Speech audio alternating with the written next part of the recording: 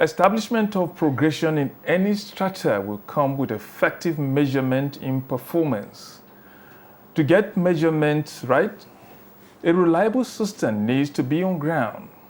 In recent times, the education system in Nigeria has been under scrutiny, with debates over drop-in standards. But this argument can only hold ground if the right measurement of progression is brought to the fore. On the spot this week, we speak with one of the examination bodies testing performance level of Nigerian students as they aim to progress to the higher institutions. I am Joseph Otam. Welcome to the program.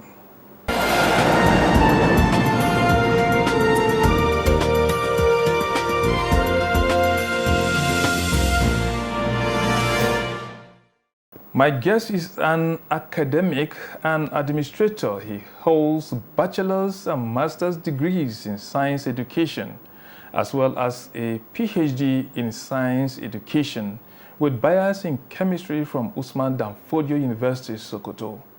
He has lectured in many Nigerian universities, including Usman Danfodio University, Federal University of Technology, and Ibrahim Badamasi Babangida University.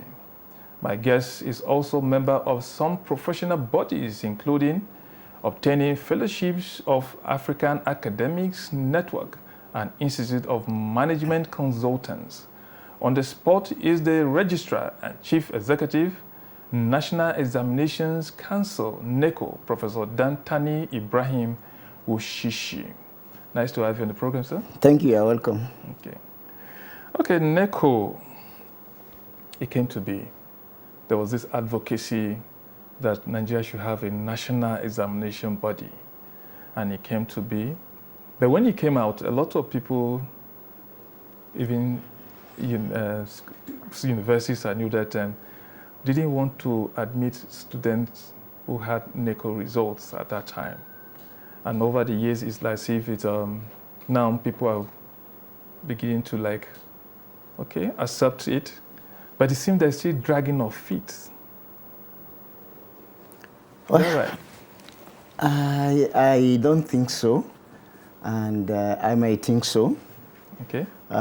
In the first instance, the National Examinations Council came into being as a result of agitations which began as early as 1977. And before the birth of the National Examination Council, there were about 4 national panels that have been set up to look into the problem that has to do with some constraints that has to do with conduct of examinations at that level at that particular time. So these commissions at different periods were set by government, and panels too were set up to look into the situation. Which culminated into the National Council on Education in its 46th meeting at Abuja, Ogun State, approved the establishment of the National Examinations Body as the first, as an indigenous national examination body that is to assess students at both primary school level by conducting the National Common Entrance Examination, at junior secondary school level by conducting the Basic Education Certificate Examination, and at the senior secondary school level conducting Senior Secondary Certificate Examination, and that is school-based nationally. Also, for those that will have failed this examination or that have not met of the requirement for credit level to gain admission into tertiary institution, there is the Senior Certificate Examination external, which is private, for remediation of results. So this we have been carrying out, by the council. So, and when you look at performance over the years, you find that candidates that sat for these examinations have been doing well from inception, from the year 2000. Well, Nigerians have been wary about the coming of the National Examination Council at that time. So, and there were a lot of difficulties. But the pioneer registrars of the council put up far-reaching measures to allay the fears of Nigerians over the establishment and the ability of the body to conduct examinations for Nigerians. So it instituted things like monitoring of the examinations by professionals in the education sector and also stakeholders that has to do with education. So over time, you find that wariness by Nigerians about the acceptability of NECO examination continued to fade over time. And as it is now, the National Examination Council does not only conduct examinations for only Nigerians, but Nigerians in diaspora and other nationals in about 6 African countries. And we use results from the National Examinations Council conducted examinations. These exams you're talking about, are they acceptable in those countries? They are acceptable in those countries. In fact, we used to receive a request for confirmation of results from Europe and America. Last year alone, we received over 400 requests from tertiary institutions across 50 countries of the world for NECO to confirm the authenticity of that result for admission. So across the world, the results from the National Examinations Council have been accepted. And that is why we felt we also have to move with time, because we have clients across the globe. We don't have to rely on manual verification of results. And that was why recently we launched the NECO e-Verify platform, that you can verify NECO results anywhere across the world. And from inception in 2000 that we started the conduct of the examination, we have conducted so far up to this year examinations for more than 32 million Nigerians. More than 32 million Nigerians. Some of them are professors, some of them are engineers, some of them are in the security sectors, some of them are in various fields of endeavor across the world. So as far as NECO results is concerned, in terms of measurement of performance, we have been doing well, and Nigerian children have been doing their best, though there have been room for improvement because of several factors that has to do with economy, that has to do with the polity, that has to be with social issues. Okay, we'll talk more about the room for improvement and some of the innovations that you have brought up. But there are people who have argued that there is a step down. Someone who couldn't make up in a particular examination will come and then will not make it in NECO. It's as if NECO has a way of stepping it down a little bit for a kind of a let my people go kind of a thing. Do you subscribe to that? I don't think so. As somebody that is conversant with examinations even before coming to the National Examinations Council, I've been an examination officer at the secondary school level. When I taught at the Nigerian Navy Secondary School at Papa, I have been also an examination officer when I was a lecturer in the Usman Danfodio University. I have been also an examination officer in Federal University of Technology, Minna. When I went on sabbatical, I was the head of department, the chief examination officer in the science education department in IBB University. So I don't think that is so, because over the years I have been in contact with examination questions of NECO and WAEC, and we do carry out research comparing the standards of performance of NECO examinations and other examinations bodies. And one of the longest or oldest examination body in Nigeria, in fact, our examinations, we could beat our chest to say is better.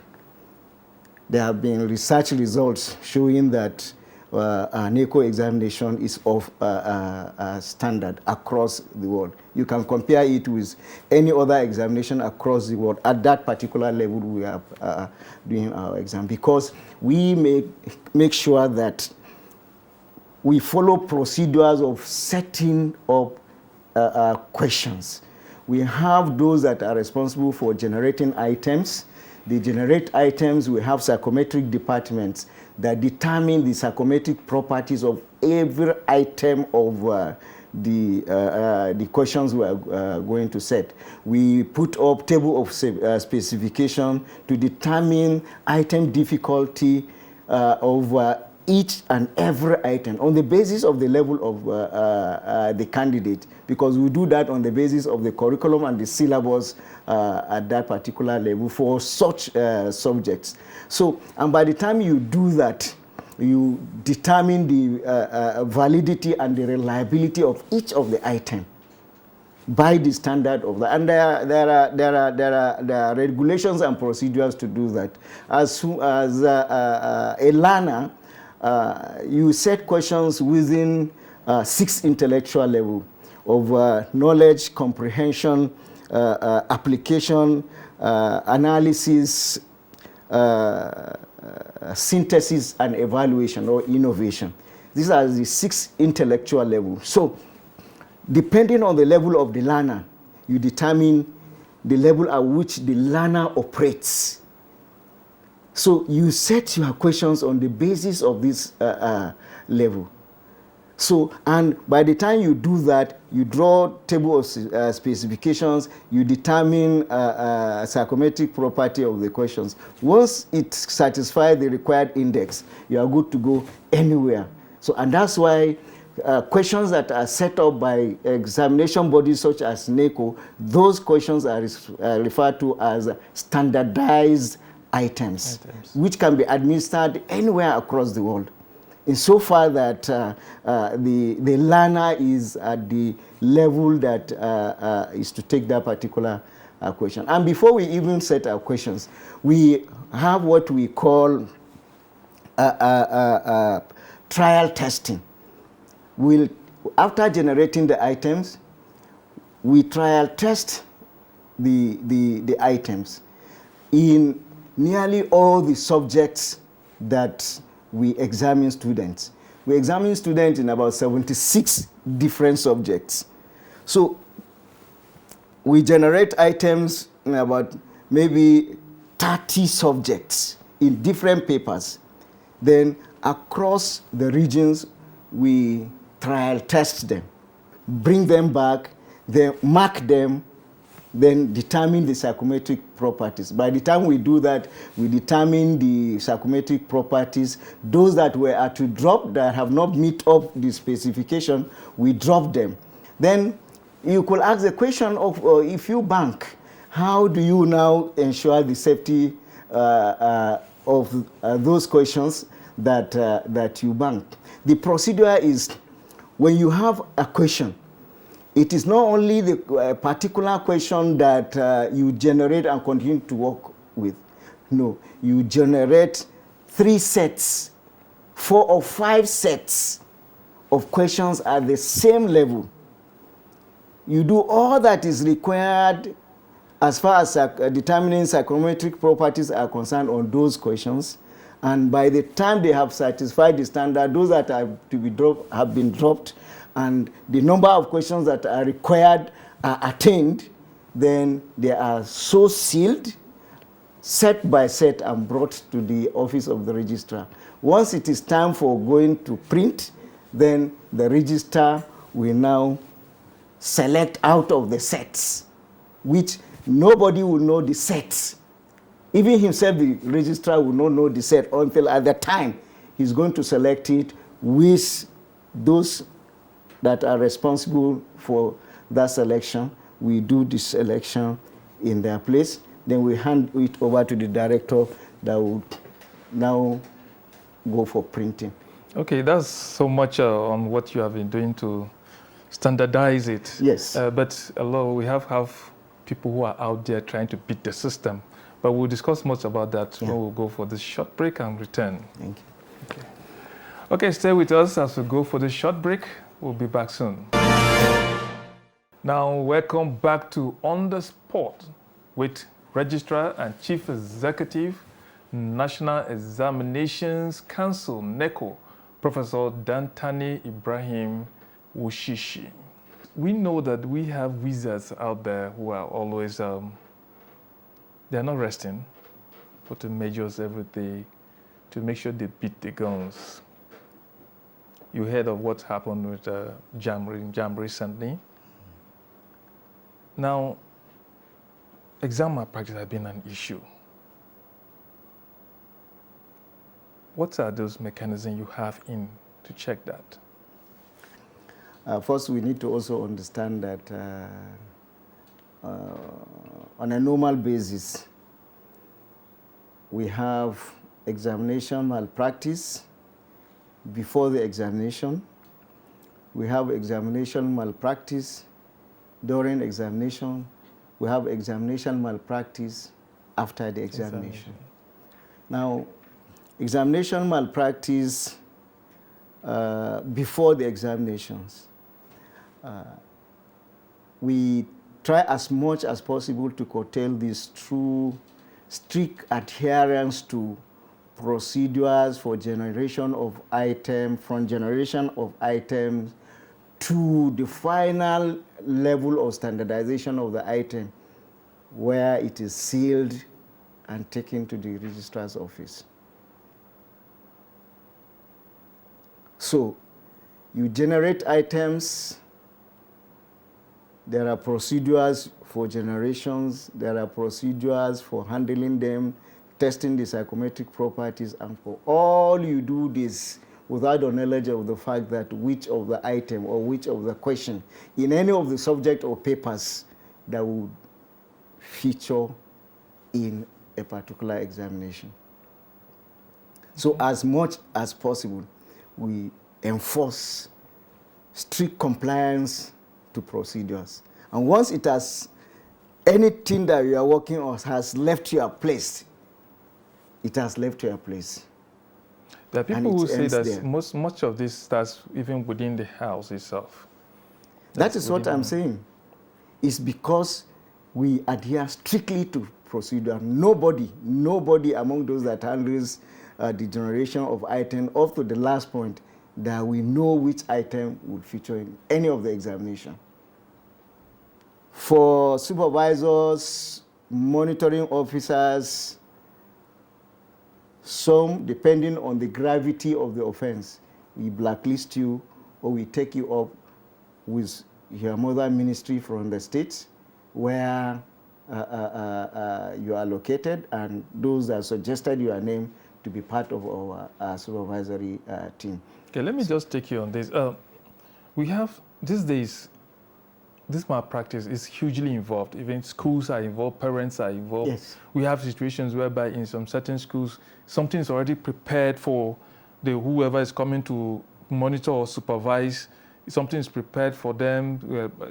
In short, in some schools, you hear things like malpractice fee that students have to pay. These things are prepared for whoever is coming in already. And so, have you had experiences of that regarding your own personnel involved in things like this? Yeah, there are cases where you see we heard of that. So, you know, there are hotspots for such things. Those things filter, and we get reports that some of these things are happening in so-so school and so-so school. Apart from our monitoring officers, we have security personnel, plain security personnel that are also equally involved in monitoring. So you will not know them. So our eyes are on these flash spots of malpractice.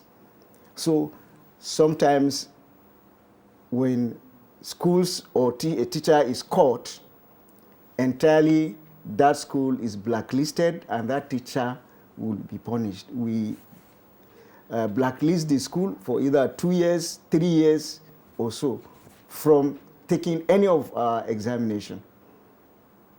So we have cases like that. And we have cases whereby these are not even detected during the examination, but are detected during marking of the scripts.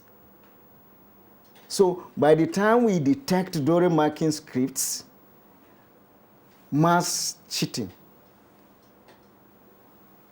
we sometimes even cancel the examination of that particular school and blacklist the school, stop the school from taking our examinations maybe for 2 years or 3, depending on the gravity of what we have, evidences we have before us. So we have cases like that. And since I came, when we strictly follow this prescription of punishment for those that we caught, the issue of malpractice continue to go down. And you see, you don't just punish, for example, or just sit back to say when you caught, you punish. You need also to sensitize the public on the ills of examination malpractice, not only to individual candidates, but the entire nation. The entire nation. So that was why last year, in conjunction with the National Assembly, we organized a workshop for stakeholders on examination, the ills of examination malpractice. We covered 3 regions: Southwest, South-South, and North Central.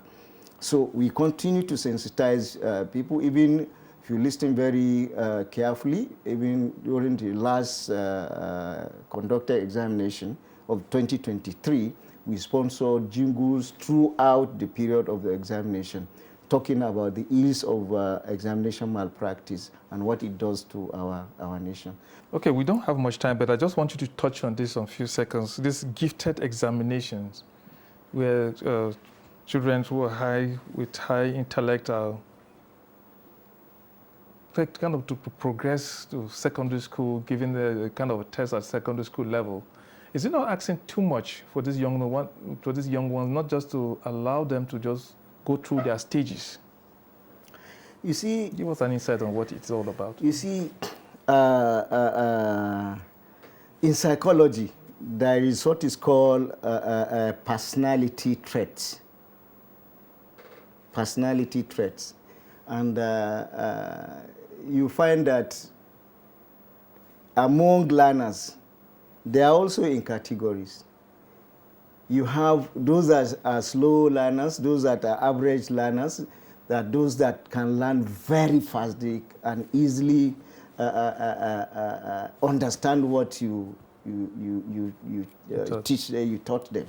So, these high-stake children, you don't tie them down. They are gifts to the family and the nation. So by the time you start to explore them at the early stage, from among them you can have genius emerging. So that was why I think in the 1990s, the Suleja Academy was introduced as a school for the gifted and talented children. So you need to identify this category of children from different parts of the country, converge them together, you understand, to learn. So because they are high-stake children, okay. So and they are asset to the nation, and that was why it is part of our act to conduct examinations for this category of people, students. And NECO has not. Okay, I think we're running out of time. So okay, thank you. It's a topic that you have to feature on its own self so that we can have much about it. Thank you so much, Registrar, Chief Executive, National Examinations Council, NECO, for being on the spot. Thank you. And to you out there, thank you again for always being with us. I'll see you next time on the next episode.